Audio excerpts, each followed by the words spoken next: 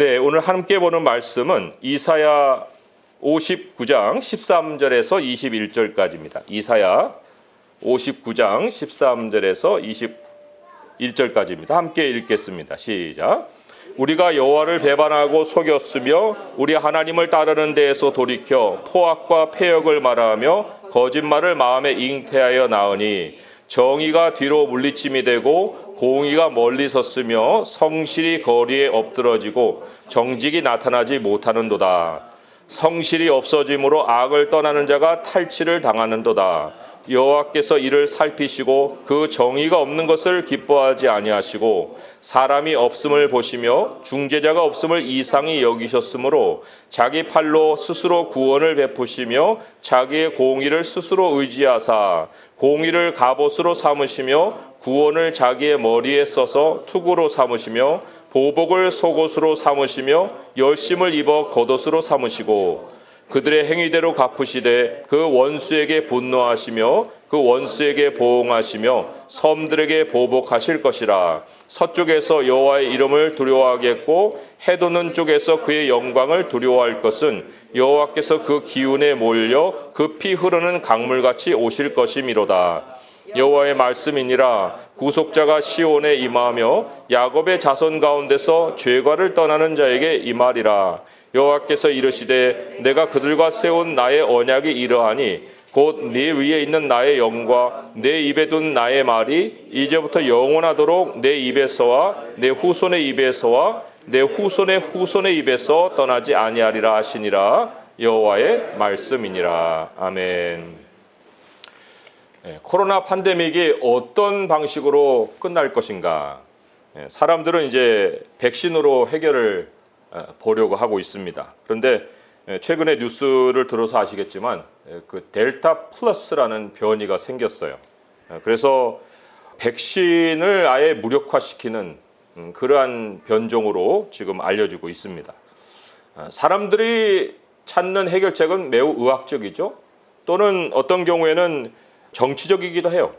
그래서 방역을 통해서 자기의 이익을 얻기도 하고 또 어떤 경우에는 탐욕이 개입이 돼 있어서 그것을 돈 벌 기회로 삼기도 하죠. 제약회사들이 서로 이제 경쟁하면서 자기의 약을 팔려고 하는 그런 이유도 아마 그 배후에 있을 것입니다. 아무튼 현실의 배후에 어떤 것이 있든지 간에 해결책이 무엇이겠는가 하는 거예요.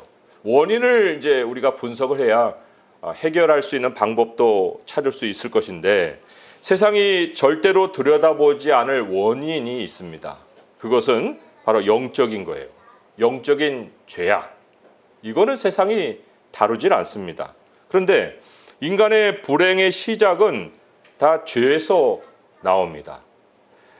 인간을 괴롭히는 이 전염병 또는 무슨 질병 이런 모든 뿌리에도 죄가 있어요. 죄라면 뭐 어떤 행위를 생각하겠지만 하나님과 떨어져 있는 이 상태 이거를 우리가 죄라고 얘기를 합니다. 오늘 이사야 본문은 그런 면에서 이 재난의 스케일이 엄청나게 지금 크죠. 온 세상을 대상으로 지금 재난이 일어난 이런 상황을 우리에게 보여주고 있습니다. 이 온 세상을 이렇게 온 세상에 닥친 이 재난 그리고 온 세상이 손도 쓸 수 없는 그런 재난이 벌어질 때 구원이 어떻게 오느냐 하는 것을 이 본문이 잘 가르치고 있습니다. 성경은 우리의 미래예요. 과거에 쓰여진 사건이지만 그러나 패턴을 가지고 있기 때문에 우리의 미래를 다 보여주고 있다고 할 수 있어요. 그러니까 오늘 이 전 세계에 닥친 재난을 하나님이 해결하시는 모습을 보면서 이 코로나 팬데믹도 하나님 이렇게 대응책으로 이런 해결책으로 우리에게 찾아오시겠구나 하는 것을 기대할 수가 있습니다. 국지적인 재난이 아니고 세계적인 이제 재난을 우리가 맞았을 때 그런 기대를 할 수 있는 본문이에요. 그런데 여기 본문을 가만히 분석을 해보면은 그러한 재난이 오기까지 사전에 미리 알려주는 사인들이 있었다는 거예요. 그러면 지금 이런 팬데믹이 왔을 때 우리에게도 그런 사인이 있었겠는가? 그걸 한번 비교를 해보는 거죠. 자, 첫째로는 우리 13절을 읽었어요. 13절을 읽었는데 거기에 보면은 말이 두 번이 나와요. 두 종류의 말이 나와요. 포악과 패역을 말하며 거짓말을 마음에 잉태하였다. 이게 이제 온 세상에 재난이 닥치게 된 하나의 배경적인 사건입니다. 포악과 폐역에 대한 말, 포악이라는 건 아주 이렇게 짓누르는 거거든요. 포악. 또 폐역이라는 거는 사실 저항하는 거예요. rebellious. 그러니까 받아치는 거죠. 그러니까 누르고 받아치는 말들이 아예 세상에 그냥 가득한 이런 상황을 지금 하나의 그 재난이 오는 원인으로 보는 거예요. 거기다가 이제 거짓말까지. 자, 이런 그 상황이 우리 사회에 지금 있는가 하는 걸 한번 돌아봤어요. 돌아봤더니 악성 댓글이라는 거 있잖아요. 악성 댓글. 이게 SNS가 퍼지면서 생겨난 현상이에요. 뭐 그런 것이 한 20년까지 거슬러 올라갈 수 있을까요? 아무튼 10년은 너끈히 그런 그 댓글이 아마 이제 사람들을 괴롭혔을 텐데 그런 걸 다는 사람을 보면은 멀쩡한 가정주부, 회사원, 의사, 교수 이런 사람들이에요. 그러니까 사회가 겉보기에는 잘 돌아가는 것 같은데 인간의 그 내면의 세계가 아주 완전 딴판인 그런 세상이 우리에게 지금 10년 이상을 계속해서 지배하고 있었다는 거죠. 이게 한국만의 현상이 아니라 온 세상이 지금 그러한 상황 속에 놓여 있어서 더러운 말이 천지에 가득한 이런 세상을 우리는 지난 10년 이상을 살아왔습니다. 거짓말은 어떻습니까? 거짓말에 대해서 생각해 봤더니 그 페이크 뉴스, 가짜 뉴스라는 말이 아니 우리가 지금 살고 있는 이 시대만큼 많이 들어본 적이 어디 있어요? 전에는 그냥 전해지면은 그냥 그런가 보다 하고 지냈지 뭐 그거를 가짜니 진짜니 그렇게 가려내질 않았는데 지금에서는 너무도 이게 가짜인지 진짜인지를 구별할 수 없는 그런 소식들과 정보가 가득 차 있단 말이에요. 왜 이사야의 시대가 지금의 시대를 보여주는 예고편과 같을까 할 때 이 이사야가 하나님께 부름을 받을 때 그 이사야 스스로도 뭐라고 하나님 앞에 고백을 했냐면요. 6장 5절에 이렇게 기록이 되어 있어요. 그때 내가 말하되 화로다 나여 망하게 되었도다. 나는 입술이 부정한 사람이요 나는 입술이 부정한 백성 중에 거주하면서 만군의 여호와이신 왕을 배웠음이로다 하였더라. 선지자 스스로가 입술이 부정하다고 탄식하고 있어요. 선지자면은 그 입술이 항상 깨끗해야 되는 거 아니겠습니까? 그런데 하나님이 쓰시겠다고 부르신 선지자마저도 입의 죄악에서 자유롭지 못한 이런 세상이 이사야 시대였어요. 그런다고 할 때 우리 시대에 과연 그 말의 홍수, 특별히 이게 더러운 말의 홍수에 예외가 된 사람이 얼마나 있겠는가. 우리는 다 예외이고 싶지요. 그런데 예외가 될 수 없는 많은 상황 속에 우리가 놓여서 살고 있는 이런 시대라는 겁니다. 자, 그런 말에 또 우리가 사인을 볼 수 있고 또 두 번째로 재난이 찾아오는 예고된 사인으로는 14절 오늘 이제 본문으로 다시 돌아와서요. 14절에 보게 되면 이런 말씀이 있습니다. 정의가 뒤로 물리침이 되고 공의가 멀리 섰으며 성실이 거리에 엎드러지고 정직이 나타나지 못하는도다. 우리가 뭐 정의, 공의, 정직 이런 말들은 이제 많이 들었는데 성실이라는 말이 좀 강조가 돼요. 15절에 다시 나오죠. 성실이 없어짐으로. 성실이 영어로는 truth예요. truth. 히브리어는 에메트라고 하는데 진리가 거리에 엎드러진다는 뜻이에요. 진리가 거리에 엎드러진다는 게 어떤 뜻이겠습니까? 진리를 공적으로 시인하기가 힘든 세상으로 바뀌고 있다는 거예요. 또 바뀌었고 여기 이 이사야 시대에서는 그랬다는 거죠. 우리가 아까 스크린에서 봤지만은 4월에 영국에서 목사님이 노방전도 하다가 붙잡혀서 감옥에 갔어요. 그 나라에 이제 차별금지법이 통과가 돼갖고 그걸 못해요. 그런데 또 하나는 6월 11일 날 캐나다에서 또 그 사진이 그 사진이에요. 캐나다의 목사님이 6월 11일 날 길거리에서 그 차 타고 가는데 경찰이 들이닥쳐가지고 그 현장에서 체포를 했습니다. 그 현장이 어디였냐면 LGBT 타운이에요. 동성애자를 타운입니다. 거기 가서 이제 복음을 전한 거예요. 근데 왜 여기 와서 복음을 전하냐 하고 고발 들어가고 그리고는 붙잡아갔죠. 그 목사님은 이제 팬데믹에 그 캐나다도 15% 이상 나오지 마시오 해갖고 인원이 제한됐는데 나올 사람은 다 나오세요 해갖고 예배 드리는 것이 이제 눈에 가시처럼 정부의 눈에 든 거예요. 그래서 기사에 보니까 Who's the boss? 누가 보스냐 하는 걸 정부가 보여주기 위해서 체포를 해나갔다는 거죠. 이러한 상황이 이슬람 나라에서 일어나는 게 아니고 멀쩡히 종교의 자유가 있다고 하는 카나다에서 일어나고 있다고 하면은 지금 성실이 거리에 엎드러졌다고 하는 이 현상이 이때만의 현상이겠어요? 아니면 우리 시대의 지금 현상이겠습니까? 이거는 사실 우리 지금 한국에서도 겪고 있는 문제죠.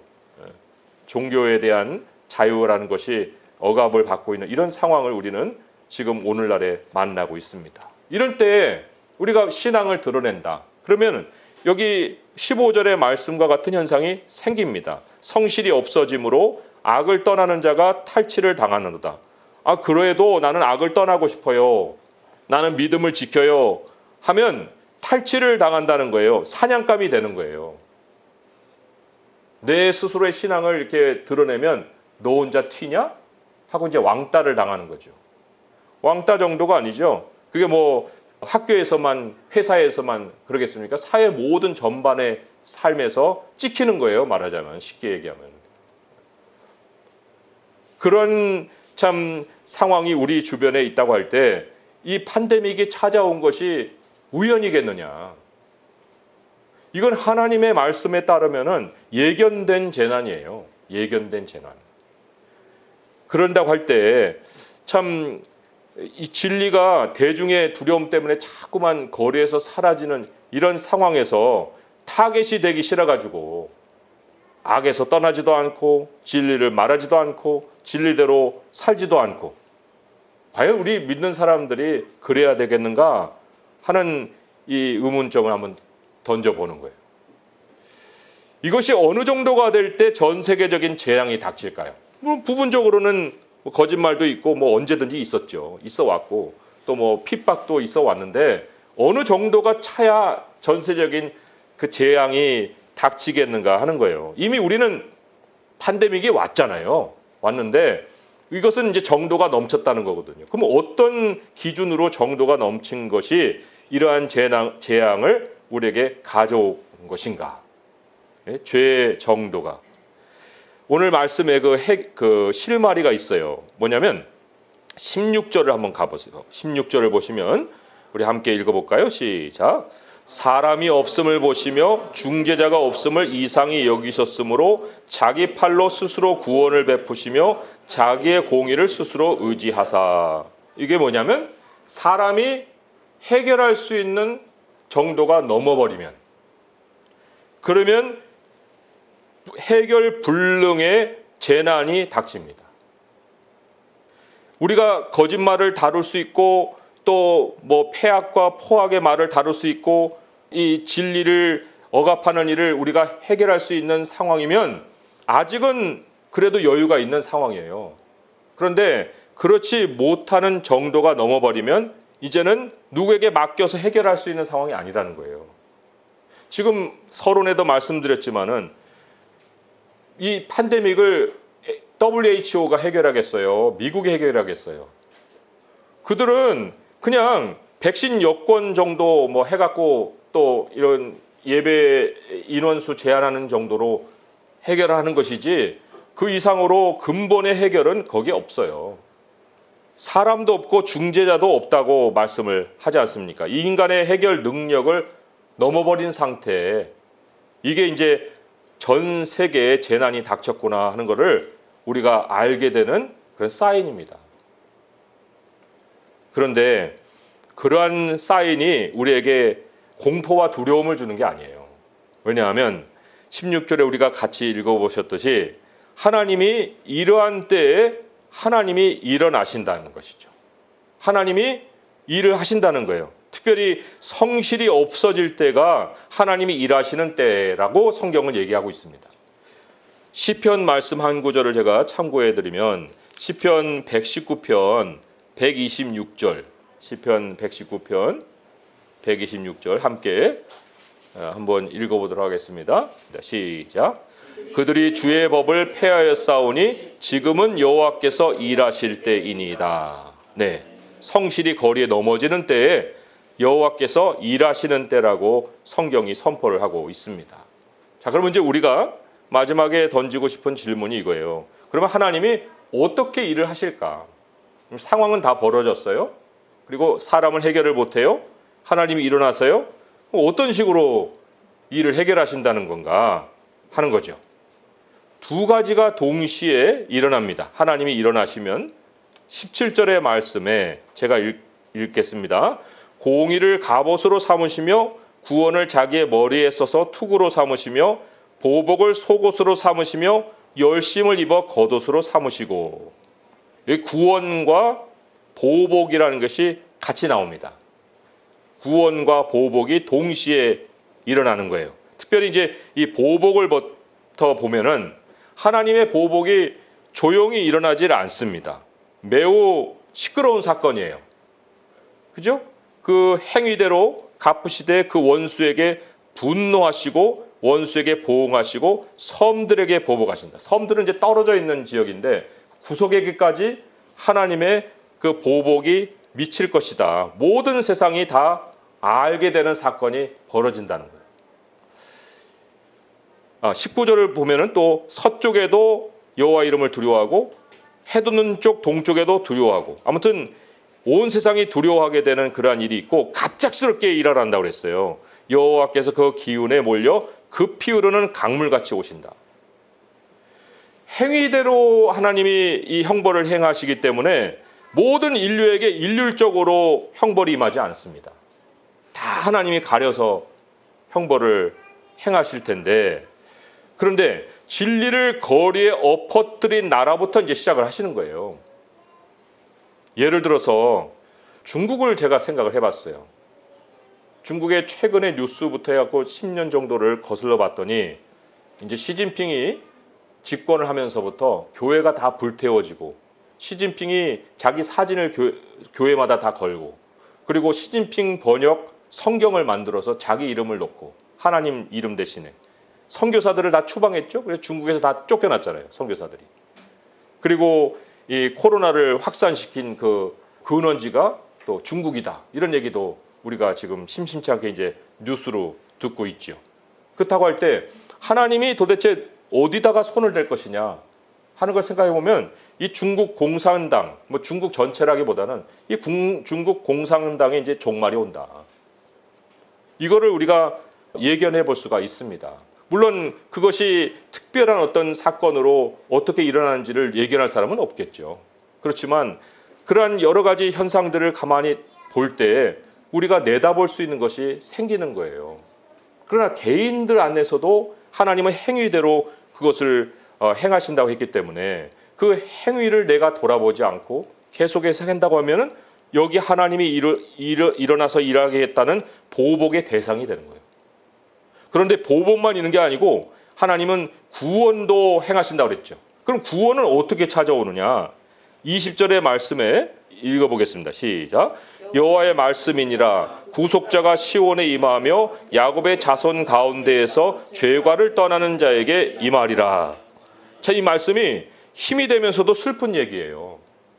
왜냐하면 구속자가 시온에 임하고 야곱의 자손 모두에게 임하면 좋겠는데, 야곱의 자손 가운데서 죄과를 떠나는 자에게 임한다 그랬어요. 모든 교회 다니는 사람들이 아니라 그 가운데서 죄과를 떠나는 사람. 죄과라는 게 뭐예요? 오늘 여기서 고발되는 죄과라는 것은 성실히 거리에 엎드러질 때 거기에 그냥 동조하는 거, 믿음을 가리고 나는 뭐 대중의 한 사람인 거 뭐냐 이렇게 행동하는 거, 믿는 사람들이 고통을 당해도 그것을 보면서 오히려 더 두려워해가지고 내 믿음을 숨기고 교회와 하나가 되지 않으려고 하고, 뉴스에서 뭐 교회발 코로나 이렇게 되면은 사람들이 비난할 때 나도 같이 동조해갖고 뭐 교회가 그런 식으로 돕지도 않고 하는 그런 마음을 가지는 거. 그러니까 내가 하나님의 백성과 한 색깔이어야 되는데 떨어져 회색 시대에서 계속 머물러 있는 거, 이게 죄과를 떠나지 않은 거예요. 무슨 하나님의 백성이 무슨 큰 죄악을 저질렀다고 그런 대접을 받아야 되는가 할 때 우리 믿는 사람이 그런 하나님의 백성과 함께하지 않는다는 것은 얼마나 마음이 냉랭해져 있는 모습인지 모르죠. 그러한 사람에게 하나님이 가지 않으신다는 거예요. 죄과를 떠나는 사람에게 임한다. 우리 마태복음 오늘 찾아보는 것 중에 이제 마지막으로 한번 찾아보겠는데요. 마태복음 10장으로 한번 가보세요. 마태복음 10장 신약성경 첫 책이죠. 마태복음 10장 32절 또 33절입니다. 읽어보겠습니다. 시작. 누구든지 사람 앞에서 나를 시인하면 나도 하늘에 계신 내 아버지 앞에서 그를 시인할 것이요. 누구든지 사람 앞에서 나를 부인하면 나도 하늘에 계신 내 아버지 앞에서 그를 부인하리라. 매우 무서운 얘기예요. 그런데 이 말씀을 하게 된 배경을 28절부터 해서 우리가 좀 읽어볼 필요가 있습니다. 28절에서 31절 시작. 몸은 죽여도 영혼은 능히 죽이지 못하는 자들을 두려워하지 말고 오직 몸과 영혼을 능히 지옥에 멸하실 수 있는 이를 두려워하라. 참새 2마리가 한 아사리온에 팔리지 않느냐? 그러나 너희 아버지께서 허락하지 아니하시면 그 하나도 땅에 떨어지지 아니하리라. 너희에게는 머리털까지 다 세신 바 되었나니 두려워하지 말라. 너희는 많은 참새보다 귀하니라. 예, 몸을 죽이려는 위협이 있는 상황에 지금 시인을 하느냐 부인하느냐 그 상황을 얘기를 하는 거예요. 뭐 몸을 죽이는 상황까지야 우리 시대에서는 일어나지 않겠지만 말씀드렸듯이 이 왕따시키는 거, 사회에서 이렇게 제외시키는 거 이런 일은 얼마든지 일어날 수 있어요. 모든 사람이 백신을 맞는데 나는 안 맞겠다고 하면 그러면 그게 용납이 되겠는가? 그러면 그게 용납이 될 수 있어야 이 사회가 건강한 사회인데 그러지 아니하고 거기에 대해서 막 지금은 맞은 사람에게 혜택을 주는 식으로 가지만 결국은 맞지 않은 사람들에 대해서 불이익을 가하는 그러한 일도 이제 바뀌는 거예요. 그런데 이제 그런 상황에 과연 나의 신앙과 그것은 어떤 연관성이 있는 것인가? 이게 처음에는 의학으로 출발하지만 반드시 마지막에는 신앙과 연결되게 돼 있어요. 그러니까 요한계시록에 표를 받지 않은 사람은 매매를 못하게 한다고 하잖아요. 그 표라는 게 뭐 우리가 점차적으로 나타나서 위협을 가하는 것이지 그게 마지막에 어떤 모양을 딱 나타내갖고 거기서 그냥 위협을 가하는 이런 상황이 아니거든요. 그러니까 지금 점점 우리들의 가치관을 이제 세상에 동조하도록 만드는 일들이 벌어지고 있는 거예요. 그러니까 우리가 단순하게 생각할 수 있는 것이 조금만 이 신앙과 연결시켜 영적으로 생각하게 되면 이게 그냥 일어나는 일이 아니라는 것을 우리 스스로도 점검을 할 수가 있어야 되는 거예요. 여기 구원이 다시 한번 이제 오늘 본문으로 돌아오게 되면 구원이 시온에게 임한다는 말씀이 있었어요. 20절에 여호와의 말씀이니라 구속자가 시온에 임하며. 시온이라는 건 교회의 정체성을 지키는 자들이 모여있는 교회죠. 중국의 지하교회 같이 그 핍박이 있어도 거기에 모여서 예배를 드려요. 죽음이 두려운 상황에서도 예배드리는 시온이 있다는 거예요. 우리나 그들이나 공통점이 뭐였겠어요? 바로 하나님의 말씀이죠. 하나님의 약속이죠. 말씀의 증거가 있는 사람들이죠. 그래서 21절에 이제 마지막 결론으로 읽어보겠습니다. 21절 시작. 여호와께서 이르시되 내가 그들과 세운 나의 언약이 이러하니 곧 내 위에 있는 나의 영과 내 입에 둔 나의 말이 이제부터 영원하도록 내 입에서와 내 후손의 입에서와 내 후손의 후손의 입에서 떠나지 아니하리라 하시니라. 여호와의 말씀이니라. 이게 예수님을 시인하는 그 입이고 또 예수님의 말씀을 감추지 않고 고백하는 입술이에요. 이게 모든 시온 백성에게 세운 언약이에요. 하나님이 그렇게 해주시겠다고 말씀을 하시는 거예요. 그러니까 세상은 점점 포악과 폐역의 말, 거짓말로 자꾸 가득한 중에 입술이 깨끗한 사람들이 구별이 되는 거죠. 하나님이 그렇게 구별해 놓으시겠다고 말씀을 하십니다. 오늘 이제 말씀을 이제 맺으면서 하나님의 구원은 이 흐르는 강물같이 급히 몰려온다고 했습니다. 지금 언제 이것이 끝날까? 지금 모든 사람들이 다 그렇게 좌절 가운데 미래가 없는 것처럼 바라보고 있지만 하나님은 한순간에 모든 일을 끝내실 수 있는 분이에요. 그러나 그한 기간이 우리에게 주어진 것은 우리의 믿음을 하나님은 시험하시고 그 믿음을 하나님 앞에 인정받을 수 있는 기회로 열어주신 겁니다. 이거를 우리가 생각할 때 내가 하나님을 믿는 것은 이제 더 이상 종교가 돼서는 안 되겠구나. 그동안에는 종교가 될 수 있는 사회적인 상황에 그냥 묻어놨어요. 정부도 나라도 다. 그러나 이제는 종교로는 다 한 통 속으로 다 다루되 믿음은 구분이 되는 거예요. 우리의 믿음은 종교가 아니라 하나님을 향한 참 고백이 돼야 됩니다. 우리의 입술에 하나님을 향한 말씀을 담고 또 우리의 삶에 정말 예수 그리스도를 나의 주로 고백하는 입술의 고백들이 있어야 되는 거예요. 하나님 우리의 행위를 다 지금 보고 계십니다. 하나님 행위대로 하나님이 행하신다고 말씀을 하십니다. 그래서 우리 자신의 믿음의 분량이라는 것이 있기 때문에 모든 사람들이 다 일률적으로 행동을 할 수는 없어요. 어린아이도 있고 어른도 있어요. 그러나 그 믿음의 분량 안에서 깨끗한 믿음을 가져야 됩니다. 그리고 믿음이 있는 사람은 믿음이 연약한 사람을 도울 수 있어야 되고, 그래서 우리가 이 마지막 시대에 시온을 지키는 사람, 그 시온을 지키는 사람을 하나님은 지켜주십니다. 그러한 복이 우리 성도들에게 있기를 주님의 이름으로 축원드립니다. 기도하겠습니다. 하나님 아버지, 점점 두려운 상황들이 벌어질 것 같습니다. 그런데 하나님, 오늘 말씀을 통해서 위로를 얻습니다. 하나님이 우리의 삶에 울타리가 되어 주실 것입니다. 하나님은 다 지금 상황을 지켜보고 계십니다. 우리가 무서워하는 마음을 갖는 것도 알고 계십니다. 하나님, 이 사회에서 잘 살아야 할 텐데 사회에서 어느 누가 배탈을 당하고 또 왕따를 당하고 싶겠습니까? 하나님, 우리들이 사람들을 참 잘 대하려 하고 또 그들과 함께 어울려고 해도 우리들이 예수 그리스도를 믿는 믿음 때문에 또 그러한 배제를 당할 수도 있습니다. 하나님, 저희들을 지켜주소서. 우리 주님이 깨끗한 사람 찾으실 때 우리들의 입술을 깨끗하게 하시고 심령이 깨끗하게 하시고 또 믿음이 깨끗한 자로 주 앞에 설 수 있게 하여 주옵소서. 하나님 아버지, 빨리 오소서. 이 상황을 우리가 견딜 수 없사오니 주님께서 빨리 임하사 이곳에 하나님의 구원을 베풀어 주시고 또 이 나라도 하나님 다시금 축복하사 이 나라를 통해서 하나님의 백성들을 일으켜 세워주시고 온 세계의 공포 속에 떨고 있는 사람들에게 우리 주 예수 그리스도의 복음을 전하는 주님께 사용받는 나라가 되게 하여 주옵소서. 온 세계를 다 돌아봐야도 다 어둠의 세상인데 이 나라에는 그래도 하나님이 빛을 두셨나이다. 이 교회들을 주님이 사용하사 아버지 하나님께서 정말 보내시는 곳으로 보냄받게 하여 주시옵고 마지막 우리 주 예수 그리스도 다시 오시는 길을 잘 예비할 수 있는 교회와 나라가 되게 인도하여 주옵소서. 오늘 고개 숙여 우리 아버지 앞에 믿음을 드려 하나님을 찬양하고 예배하는 우리 모든 성도들의 그 영혼과 삶을 우리 주님이 반드시 지켜줄 줄 믿사옵고 우리 주 예수 그리스도의 이름으로 감사하며 기도합니다. 아멘.